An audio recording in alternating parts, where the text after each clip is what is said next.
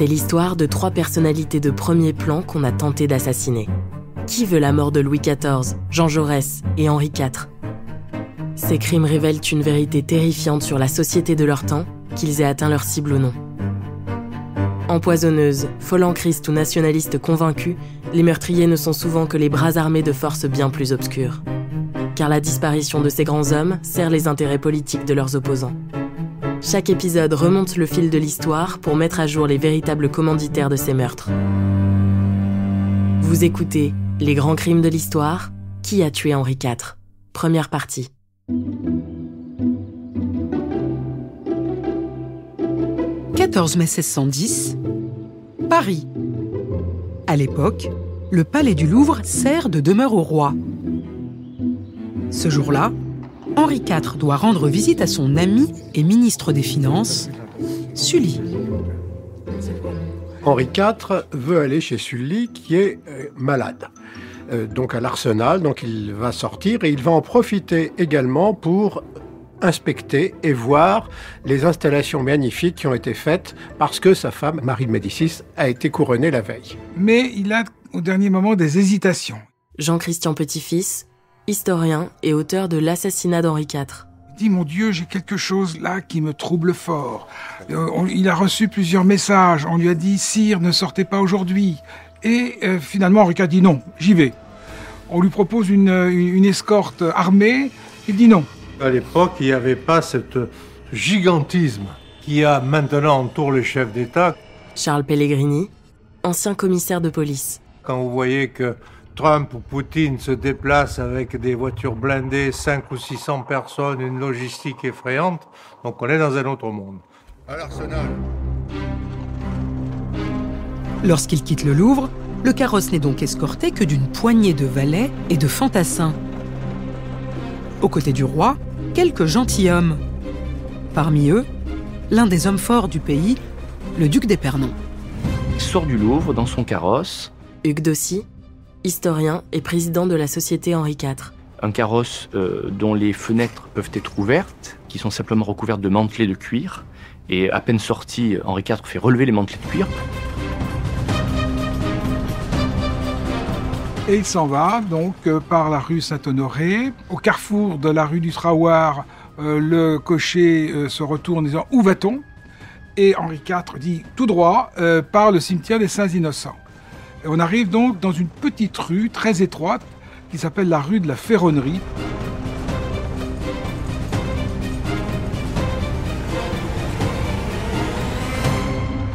Or, il se trouve que lorsque le carrosse royal emprunte la rue de la Ferronnerie, celle-ci est barrée par 2 charrettes. 2 charrettes de marchands, une charrette qui transporte du vin, une charrette qui transporte du foin. Que se passe-t-il ?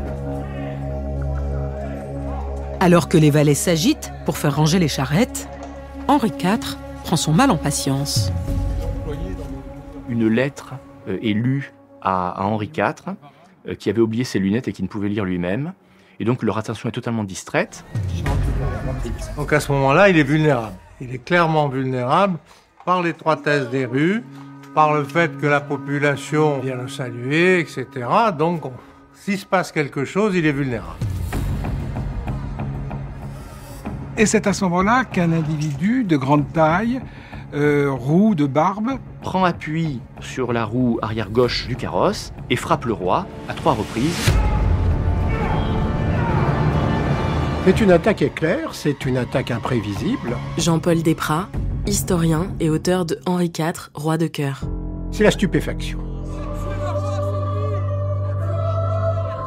Les gentilshommes qui accompagnent le roi se rendent compte qu'il est blessé immédiatement, parce que du sang s'échappe à gros bouillon de la bouche d'Henri IV.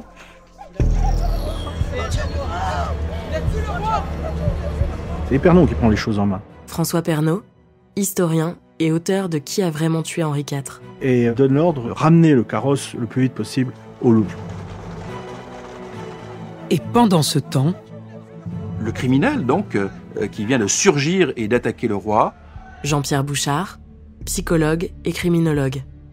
Reste là, couteau à la main, ensanglanté, comme figé, hébété. Un des gentilshommes de la suite d'Henri IV se précipite l'épée à la main pour le tuer. Et là, à ce moment-là, le duc d'Épernon l'interrompt dans son geste et lui ordonne de ne pas tuer le meurtrier. L'idée, c'était qu'il fallait le prendre vivant pour le faire parler et pour connaître les tenants et les aboutissants de tout ça. On se saisit de l'assassin, on le conduit à l'hôtel de Retz qui est tout à côté, qui va servir de sorte de lieu de détention pendant 48 heures. On va l'interroger, il va donner son nom. L'homme s'appelle François Ravaillac. Il a réussi à tuer le roi. Henri IV a succombé à ses blessures. La nouvelle se répand comme une traînée de poudre. La reine Marie Médicis est choquée lorsqu'elle apprend la mort du roi. Les témoignages rapportent qu'elle répétait « le roi est mort, le roi est mort ». Il y a une certaine panique qui saisit la capitale. Les commerçants ferment leurs boutiques, les gens sont en pleurs. On a plusieurs témoignages qui montrent que des femmes se tiennent les cheveux. Enfin, il y a vraiment une atmosphère extrêmement affligée. La mort d'Henri IV provoque un bouleversement, une émotion qui étreint tout le pays, puisque le roi, c'est le sommet, la pierre angulaire de la pyramide sociale. Et donc, quand vous enlevez cette pierre, tout risque de s'écrouler. Tout risque de s'écrouler. D'autant qu'Henri IV n'est pas un roi comme les autres. Plusieurs siècles plus tard, il fait partie de ces rares monarques qui sont entrés dans la légende. C'est un immense personnage, incroyablement attachant. François Bayrou, auteur de Henri IV, le roi libre. Parce qu'il était incroyablement sympathique. Il était incroyablement amical. C'est vrai qu'il y a chez lui une spontanéité, une chaleur. Sa belle-sœur disait, c'est un homme à se faire aimer des pierres elles-mêmes. Mais ce n'est qu'après sa mort qu'un mythe s'est constitué autour du bon roi Henri IV. L'homme qui a voulu que chaque Français se nourrisse d'une poule au pot le dimanche. Car à l'époque, Henri IV n'était pas un roi aimé, loin de là. Certains le détestaient même au point d'en vouloir à sa vie. Depuis déjà très longtemps, des présages, des prédictions annoncent la mort du roi, annoncent des catastrophes, annoncent une fin prochaine.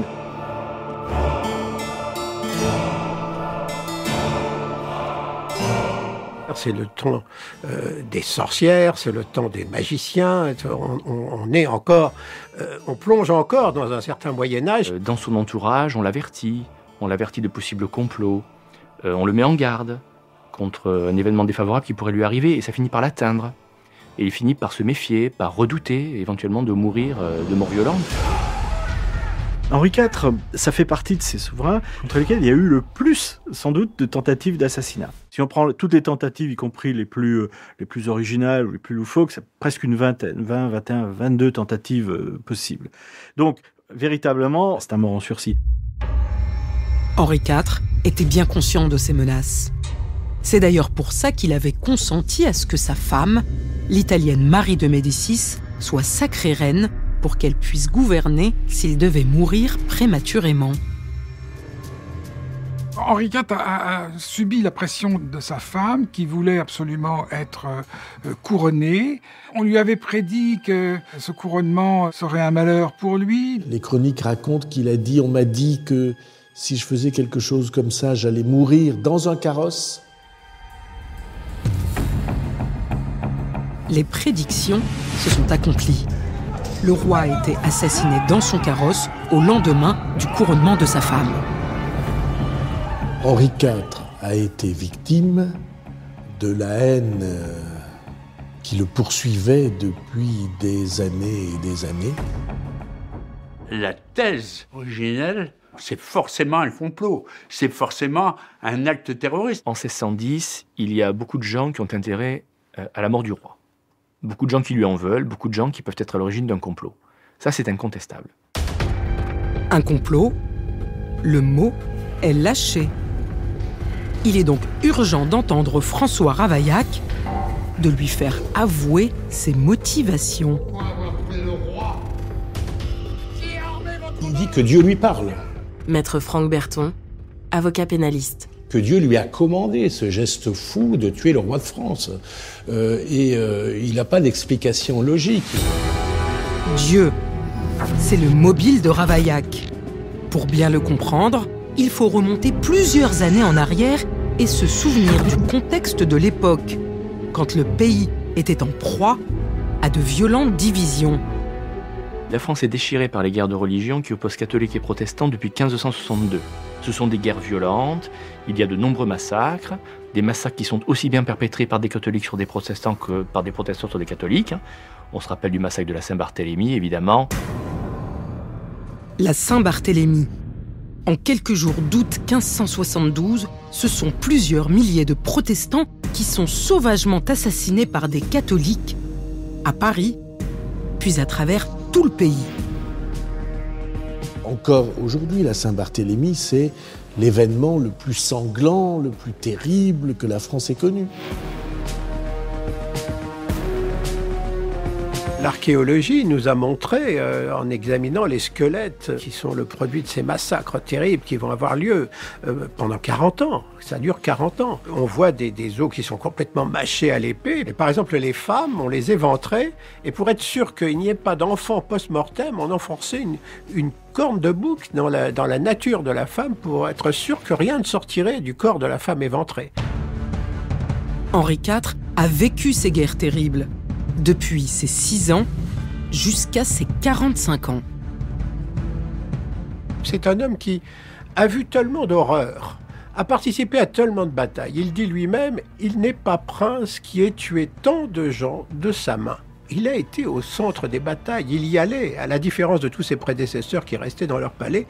Lui, c'était toujours le tout ou rien.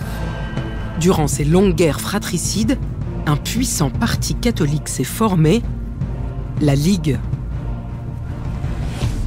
C'est le ramassis de tous ceux qui se cristallisent sur les questions de dogme dans la religion, qui refusent toute évolution et qui veulent établir ici-bas le royaume de Dieu par des méthodes violentes.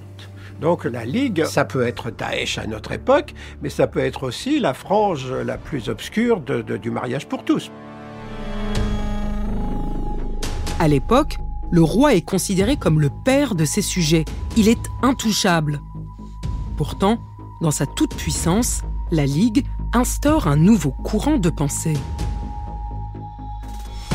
Il y a toute une atmosphère dans laquelle les catholiques les plus intransigeants baignent à cette époque, une atmosphère qui, finalement, permet de légitimer le meurtre du roi dans la mesure où il est considéré comme hostile à la volonté divine. C'est la théorie du tyrannicide.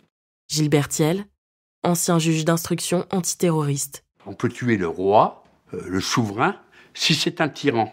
Donc le régicide est légitime si le roi est un tyran. Et justement, pour certains extrémistes, Henri IV est un tyran, notamment parce qu'il a changé plusieurs fois de religion. Henri IV est devenu roi de France le 2 août 1589. Il est alors protestant. Et donc c'est un protestant qui monte sur le trône de France. Or, les ligueurs refusent de reconnaître la légitimité de ce roi protestant. Et il faut à Henri IV reconquérir son royaume par la guerre. Et pendant 4 ans, de 1589 à 1593, Henri IV affronte militairement les catholiques ligueurs. Des affrontements suivis de réconciliations. Durant des années, Henri IV n'a cessé d'osciller entre le protestantisme, sa religion de naissance, et le catholicisme pour contenter la grande majorité des Français. Sa dernière conversion, celle de juillet 1593, c'est une conversion qui se fait en partie par pragmatisme, afin de réussir à mettre un terme aux guerres civiles qui déchirent la France. Henri IV va dire, bon, je veux bien redevenir catholique pour être roi, mais je ne laisserai pas tomber les protestants. Au cours de sa vie, Henri IV a changé 6 fois de religion, si bien qu'il passe pour une girouette spirituelle. Tout cela soulève beaucoup de remous. Les protestants sont mécontents de la conversion du roi. Les catholiques jugent que cette conversion n'est pas sincère. Donc on voit les tensions qui subsistent en dépit de la bonne volonté de ce roi. Enfin politicien, Henri IV tente malgré tout de rassembler les Français. Ce qu'il va faire, c'est d'essayer de réunir sa droite paisible et sa gauche paisible, c'est-à-dire les protestants qui sont pour la paix des cœurs et les catholiques qui ne donnent pas dans la ligue. Une tactique qui fonctionne. Henri IV parvient à ramener la paix dans le royaume. Et pour maintenir cette paix, il va encore plus loin. Il fait l'édit de Nantes en 1598, qui est une incroyable décision juridique, qui dit pour la première fois, à partir de maintenant, en France, on va pouvoir avoir les mêmes droits en ayant une religion différente. C'est une décision qui est toujours révolutionnaire aujourd'hui. Mais il faut se rendre compte à quel point les catholiques les plus intégristes sont profondément révoltés. Et parmi ces catholiques profondément révoltés, il y a François Ravaillac, l'homme qui a assassiné le roi. Mais alors, qui est ce Ravaillac ? Il s'avère que c'est quelqu'un qui n'est pas franchement aidé par la nature. Maître Cathy Richard, avocate pénaliste. Il est plutôt costaud, il est roux, d'un roux très intense, d'un roux foncé. Donc c'était quand même aussi une époque où on n'aimait pas forcément les roux. Il y avait un peu de diable derrière. Quand il tue le roi, ce fils de greffier aux allures de diable vert a 32 ans. Il est né à Angoulême, une ville qui à l'époque est un concentré des tensions religieuses qui déchirent le pays. Angoulême, c'est une citadelle catholique, juchée sur un promontoire, au milieu d'un plat pays protestant. Les oncles de François Ravaillac, qui étaient des chanoines de la cathédrale, lui avaient inculqué un catholicisme très profond, mais en même temps ardent et violemment hostile au protestantisme. Ravaillac est donc issu d'une famille qu'on dirait aujourd'hui intégriste. Mais c'était aussi une famille tourmentée. Son père, qui se fait renvoyer, se met à boire, il est de plus en plus violent. Sa mère finit par demander à se séparer, ce qui était quand même assez extraordinaire à l'époque. Il vit du coup avec sa mère dans une très grande pauvreté. Ravaillac va devenir petit clerc, va faire des petits métiers, on dirait des petits boulots aujourd'hui. Et puis très vite, il sera désœuvré dans la misère. En quête de réconfort, François Ravaillac consacre désormais toute sa vie à Dieu. Et pour lui, Henri IV est un faux catholique, un tyran. Une conviction qui atteint son paroxysme en mai 1610, quand il apprend que le roi s'apprête à déclencher une nouvelle guerre. Le roi de France s'apprête à partir en guerre de l'autre côté des frontières de la France, du côté du nord-est de la France, pour aller prêter main forte à des princes protestants de deux petits territoires du Rhin moyen, les duchés de Clèves et Juliers, qui sont vraiment deux confettis du Saint-Empire, mais qui sont des territoires extrêmement importants. Deux territoires extrêmement importants, car ils forment à l'époque le dernier rempart contre le bloc catholique qui règne sur une grande partie de l'Europe. Un empire dirigé par le très puissant Albert de Habsbourg. En ce mois de mai 1610, alors les tensions montent et on part pour une guerre européenne parce que chacun noue des alliances. Pour éviter que les pays catholiques qui s'allient ne gagnent du terrain en Europe, Henri IV est déterminé.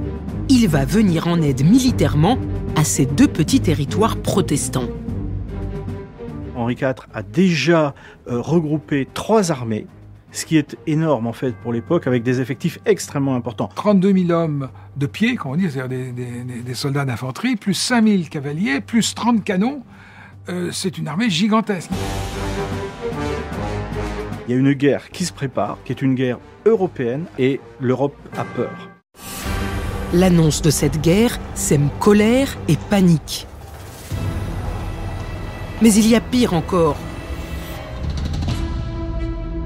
On soupçonne le roi de vouloir en réalité envahir l'Empire catholique pour un motif futile, une femme. La vie politique d'Henri IV est intimement liée aux femmes qu'il a rencontrées. Et c'est justement pour une femme qu'Henri IV est prêt à mettre tout le pays en danger. La belle Charlotte de Montmorency. Marilène Vincent, professeure d'histoire et autrice de Henri IV et les femmes.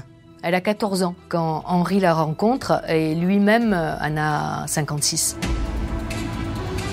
Charlotte de Montmorency, qui est une beauté éblouissante, blonde, aux yeux bleus.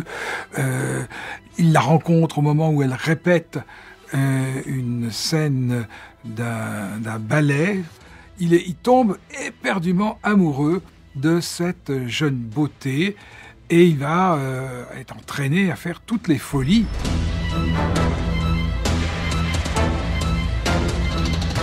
Il veut absolument faire de cette jeune fille sa maîtresse. Alors, il est obligé, bien entendu, de la marier, parce qu'on ne peut pas prendre une simple jeune fille comme maîtresse, surtout de la très haute noblesse. Charlotte de Montmorency est de la haute noblesse, et le roi, lui, est à l'époque déjà marié à Marie de Médicis. Une situation qui peut sembler inextricable, mais pas pour Henri IV. Car depuis toujours, le roi est volage. Il a même déjà échafaudé un plan imparable pour pouvoir jouir de ses maîtresses. Comme il avait fait avec quelques-unes de ses maîtresses dans les 5 dernières années, il se dit qu'il faut la marier pour trouver ce qu'on appelait à l'époque, vous savez, il y a une pièce d'Alfred de Musset qui s'appelle Le Chandelier. Le chandelier, c'est le faux amant qu'on prend pour se cacher d'une véritable relation. Donc il lui faut un chandelier, un homme qui soit un homme prétexte, et il a trouvé le chandelier idéal, c'est son neveu qui est homosexuel, le prince de Condé. Et l'affaire est conclue. Le mariage prétexte entre Charlotte de Montmorency et le prince de Condé est célébré. Dans les précédentes affaires, le mariage avait lieu et Henri IV consommait la première nuit d'amour du mariage, le mari restant à l'écart. Mais cette fois-ci, voilà que Condé, ce neveu de figurant, se rebelle. Il préfère, au demeurant, les damoiseaux aux damoiselles. Ceci dit, il n'aime pas le déshonneur, cet homme-là. Et donc, par conséquent, il ne va pas accepter que Charlotte couche avec Henri. Il va la sortir des griffes du lion. C'est pas que quand Condé est sauté sur sa femme, mais Condé se dit « Je suis le premier prince du sang de France, pour qui on me prend, mon oncle ne fera pas ce qu'il veut », et donc il s'enfuit avec sa femme à Bruxelles, donc en pays ennemi, puisque Bruxelles, ça appartient aux Habsbourg.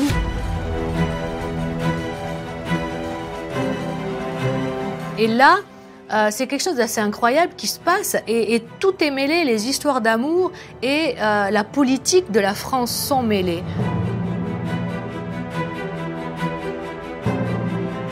Henri IV était capable de mettre le feu aux 4 coins de la chrétienté pour récupérer l'amour de sa vie. Pour elle, il est prêt à déclarer la guerre européenne.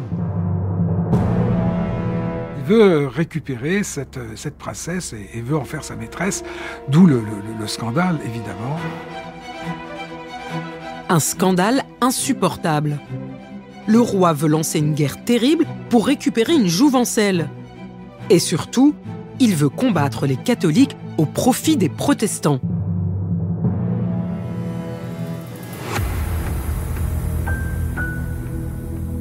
C'est justement ce qui a attisé la haine de François Ravaillac et l'a convaincu de le stopper. Il est dans cette idée du danger des protestants. Alors, ce qui est assez incroyable, c'est que pas de Facebook, pas de réseaux sociaux, mais pourtant des rumeurs. C'est-à-dire que la Saint-Barthélemy a eu lieu et la rumeur revient régulièrement d'une vengeance des protestants qui vont venir tuer tous les catholiques. Donc tout cela fait fumer son cerveau un petit peu embrumé, il faut bien le dire. Ravaillac, il est motivé par une sorte de puissance divine. Maître Franck Berton, avocat pénaliste. Alors moi j'ai déjà rencontré ce genre de personnages dans des dossiers criminels aux assises qui finalement psychiatriquement, et je dis bien psychiatriquement, sont atteints d'une pathologie.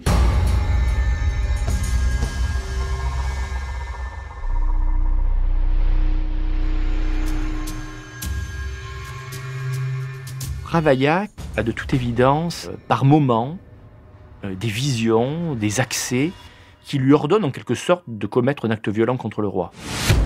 Plusieurs mois avant de céder à ses pulsions, Ravaillac a donc parcouru à pied les 480 km qui séparent Paris d'Angoulême pour convaincre Henri IV de protéger le catholicisme et de convertir tous les protestants.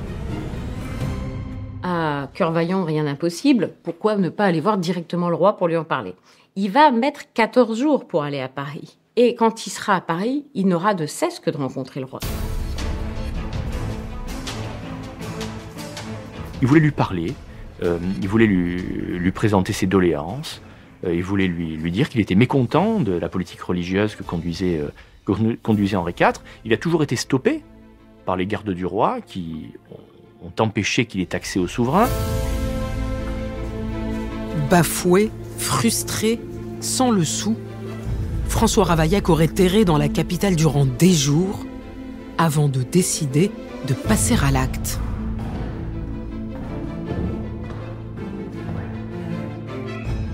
Il va voler un couteau dans une taverne de la rue Saint-Honoré. Il fait réparer le manche, qui était un manche en corne de cerf, mais pour le rendre plus solide. Il est prêt, il est en train de... c'est sa préméditation, il est en train de mettre en œuvre son projet. Lors de ses interrogatoires, Ravaillac répète inlassablement qu'il a agi au nom de Dieu et seul. Au nom de Dieu! Pourtant, de nombreux mystères entourent son geste. Il reste longtemps à Paris. On ne sait pas trop le nombre de personnes qu'il rencontre, mais il erre à droite, à gauche. Qui voit-il? Qu'entend-il? Est-il poussé par d'autres qui voudraient lui faire commettre le crime? Car si personne ne croit à la thèse d'un Ravaillac ayant agi seul, c'est parce que la mort du roi a profité à beaucoup de monde. À commencer par son entourage très proche, et en première ligne, il y a sa femme. Marie de Médicis avait des intérêts à voir son mari mort. Il ne faut pas oublier que le 13, elle est sacrée reine, le 13 mai 1610, le 14, elle est veuve, et le 15, régente. L'assassinat du roi a donc propulsé la reine au pouvoir en un temps record. Alors, hasard ou coïncidence? Et si Marie de Médicis était dans le coup? D'autant que le couple battait de l'aile. Henri IV, constamment, trompait sa femme était jalouse, il y avait des scènes entre eux, et même parfois des scènes violentes, des cris. Le lendemain du mariage, Henri IV mettra un premier coup de canif au contrat. Alors il la trompe avec une jeune fermière de passage, parce que Henri IV avait des goûts très hétéroclites, on va dire, de la comtesse à la paysanne, des jeunes femmes qui sentaient bon l'ail et le torchon, ce n'était pas non plus pour lui déplaire. Coureur de jupons, gouailleur et vantard, Henri IV aime la bonne chère et ne s'en cache pas. Marie de Médicis, lorsqu'elle a épousé Henri IV, savait tout à fait à quoi s'attendre. Elle savait très bien qu'il ne serait pas fidèle. Elle en souffrait, effectivement. Elle était jalouse de sa position. Elle craignait même que le roi la répudie. Marie de Médicis, qui est une femme trompée, qui est une femme en colère, va passer peut-être sa colère en dépensant des sommes exorbitantes dans le jeu. Marie de Médicis dilapide l'argent du royaume pendant que son mari exerce une pression fiscale colossale pour financer la guerre à venir, un cocktail explosif. Marie de Médicis, elle, qui pourtant avait déjà un physique très lourd et tout ça, mais elle croulait sous les pierreries. Il y a rarement des reines de France qui ont eu tant de bijoux cousus sur leurs robes. Une reine bling-bling, entourée de conseillers sulfureux et conspirateurs qu'elle a fait venir avec elle d'Italie. La plus influente, Leonora Galigai, amie d'enfance et sœur de lait de la reine, elle serait une médisante sorcière dotée d'étranges pouvoirs. Avec son mari, Concino Concini, ils forment aux côtés de la reine un duo des plus machiavéliques. Concini est un aventurier de petite noblesse qui, à la cour, va profiter d'affaires juteuses. Il s'enrichit tant qu'il le peut. Elle aime beaucoup l'argent, lui adore les honneurs. Et c'est un couple qui est mal vu, évidemment, des grands, et qui conseille Marie de Médicis. Un couple intrigant et manipulateur qui est prêt à tout pour obtenir sa part du gâteau à la cour du roi. Le roi s'est beaucoup méfié d'eux et l'influence va être grandissante à partir dans les 6 mois qui vont suivre ensuite la mort du roi. Autrement dit, les Concini avaient un mobile. Et si c'était eux qui avaient soufflé à la reine le projet de faire assassiner le roi ? L'entourage de Marie de Médicis, c'est très florentin. Il y a le poison, il y a les sorcières, les filtres. Et tout ça revient effectivement au galop dans l'entourage de Marie de Médicis. Et donc, on l'a autopsié. Yves Charpenel, magistrat à la Cour de cassation. Le roi Henri IV, d'abord pour être sûr que c'était bien le couteau de Ravaillac qui l'avait tué et non pas pour masquer en fait un crime qui aurait été encore plus odieux. À l'époque, 18 médecins et 13 chirurgiens se relaient pour disséquer la dépouille d'Henri IV. Finalement, ils évacuent l'hypothèse du poison et se concentrent sur les coups de couteau. D'abord, Ravaillac a porté 2 coups successifs. Docteur Philippe Charlier, médecin légiste et anthropologue. Un coup qui était très superficiel, du côté gauche du corps de Henri IV. Ça a ripé tout simplement sur la masse musculaire, ça a fait ce qu'on appelle une petite estafilade, donc quelque chose de superficiel, ça a saignoté à peine. Celle-là, on l'évacue assez vite. Les légistes s'intéressent alors au 2e coup de couteau, la 2e plaie. On ne connaît pas la profondeur de la plaie. Ça n'a pas été mesuré par les praticiens. On sait qu'elle était large de 5-8 mm à peu près, l'épaisseur d'un petit doigt. Et l'arme a pénétré quasiment jusqu'à la garde, on imagine, parce qu'elle a causé des lésions extrêmement profondes et extrêmement sanglantes. Le poumon a été embroché, si on peut dire, par le couteau de Ravaillac. Et ensuite, il a touché l'artère pulmonaire. Et enfin, il a fini sa course au niveau d'une oreillette, l'oreillette gauche, du cœur donc de Henri IV. Pas de traces de poison donc, mais Henri IV n'avait aucune chance d'échapper à la mort. Malgré tous les soins imaginables, il n'était pas possible de le sauver. La seule possibilité, éventuellement, ça serait qu'il ait été assassiné juste à l'entrée d'un hôpital, maintenant, mais absolument pas en 1610. Marie de Médicis est donc mise hors de cause. Mais l'hypothèse d'un commanditaire qui aurait guidé le geste de Ravaillac persiste. Car la reine est loin d'être la seule à en vouloir sérieusement à Henri IV.